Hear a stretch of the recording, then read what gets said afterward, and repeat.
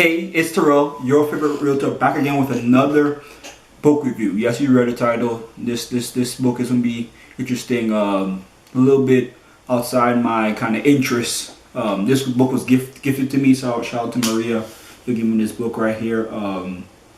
Yeah, you guys see the title. I don't want to take too much of your time, so you guys, join along, and I hope you guys enjoy the video. All right, so let's just get into it.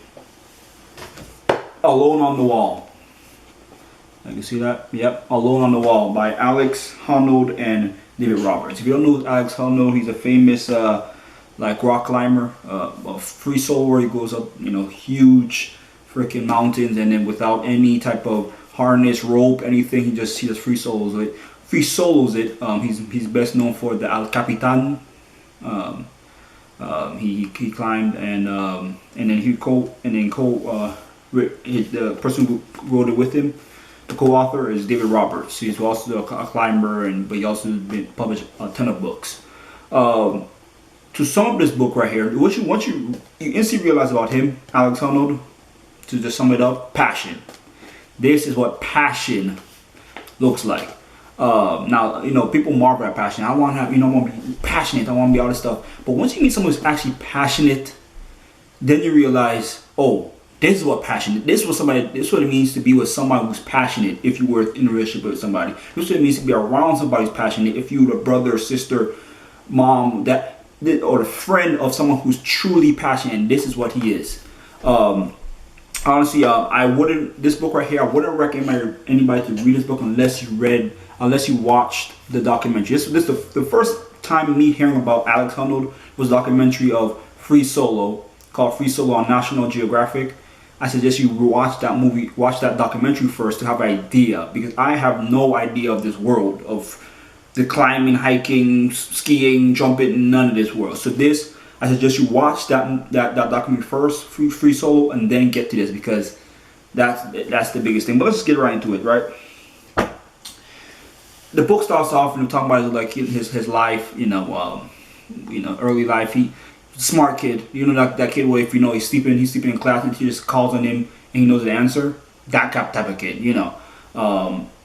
two-parent household, but as soon as they got, as soon as he went to college, they separated. His father died at a young age, at 19, from a heart attack, which I think really kind of shaped his way of thinking, how he really operates. It says in the book here, I'm gonna quote this right here because I feel like it's important. Right? They asked him, he was asked, if you don't believe in God or an afterlife, doesn't that make this life all the more precious? Alex responded, I suppose so, but just because something is precious doesn't mean you have to baby it. Just like suburbanites who have a shiny new SUV that they are afraid of to dent, what's the point of having an amazing vehicle if you're afraid to drive it? That's his philosophy. It's like, why not live life to the fullest? His father died at a young age that already shaped his life. As soon as his father died, he dropped out of Berkeley. Like I said, he's a smart guy. Like I said, that already pretty much sums up who he is. But like I said, he is meticulous. This book teaches you about preparation. He prepares his stuff, sits down, writes it down. He thinks of it. He dreams of it. He manifests it, visualizes it. Everything, and so much so that other climbers look at him. You see, it's one thing to be uncommon amongst your friends, but then be uncommon amongst the uncommon. That's a different level of being uncommon. That's what he is. He's that guy where let's just say we're working out. Like I say, we all in shape, but that guy, he's doing extra 20, 50 push-ups. You're like, is that serious? He's that guy. And other climbers, throughout the book, he's talking about how he went different voyages with different climbers and everything like that. And one of the stuff that was talked about is what the climbers referred to him as kind of cocky, kind of nonchalant, what they call no big deal Honnold, which is his nickname, which is kind of his demeanor. I don't think he's truly cocky. It's just his demeanor is just like, whatever it is. And I think that was a big thing right there. Let's just get into something else. Now, the stuff that he tackles. Now, when I say he climbs in this book. And it's really interesting to hear him talk about the certain situations, just to give an idea of what type of you know, rocks he climbs. Let's just see this. Let's just see this. I don't know if that'll come up right there. That, yeah, that's it. You see any ropes? You see any? No. That's him right there. He's all, you know, he's all environmental type of guy, everything like that. He has his own foundation. Talk about his foundation. And also, yeah. But the sport of climbing is very different. The thing I didn't like about this book, let me give some. I didn't like about this book. It used a lot of jargon, right? In the book, they explain the jargon, traverse and picks and whatever. They explain it, but once I feel like they could have explained it more, if that makes sense. Because I was kind of, lost in all the jargon. He's telling you, he's describing to you everything he's doing, but he's using the jargon along with it. Because how the book set up is the author kind of, whatever, and then he goes to his journaling, and his journaling is within the book. So you kind of get you don't understand, like, it's.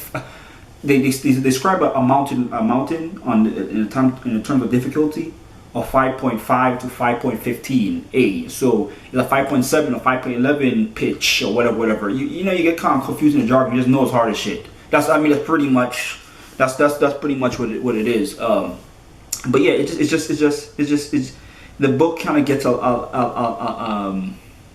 kind of like I said, jargon. Too much jargon in the book. But you realize though, if you have a passion, there is a way to make money. Now, I come from the business. I'm a realtor. I'm on like business, how you can make money within business. But in the passion space, in the art space, in the free thinking space, how do they make money? Through sponsors. So he is sponsored through a lot of these places, like North Face, which I didn't even know North Face really sponsored. I guess I know that they're like a mountain range hiking, whatever. But I really didn't really know they're really about it. Yeah, they sponsor him. Cliff Bars sponsored him at one point, then it dropped the sponsorship because when he was doing free soloing, like I said, without any harness, without any rope, they felt it was too dangerous, so they dropped him. But yeah, the life of a free soloer or a person who jumped off a cliff or whatever is a short life. Throughout the book, you realize a lot of his friends died within tragic accidents. Who's been doing for 20 years, 25 years, but one false move while climbing those mountains, whatever like that. It's you're over with. He describes it where like he's literally it's like this is like vertical, like, and his feet and his fingers are clinging on to the smallest cracks in EV. It's crazy, and it's just passionate. He's so meticulous. He knows everything. Everything's dialed in. Everything's prepared. There's nothing. Now some stuff is kind of impromptu, but most of the majority stuff is already thought of. And just to give you a thought of just give you an idea of how he described his stuff. I'm gonna go right here. Let me get it right here real quick. Boom, boom, boom, boom, boom. Okay. He says, my right hand came to the left and removed my index and middle fingers, which had stuck to the wall only by the tension between my right big toe and my left thumb. My right thumb took the finger's place on the good part of the ripple, and my left hand shot out left to grab the sloping loaf. I squeezed for it all I was worth and moved my right hand back to the initial down pulling crimp. I was in the iron cross, fully spanned between the. It's like, dude, it's like, yeah. So this book teaches you about one thing: passion, preparation, and dedication.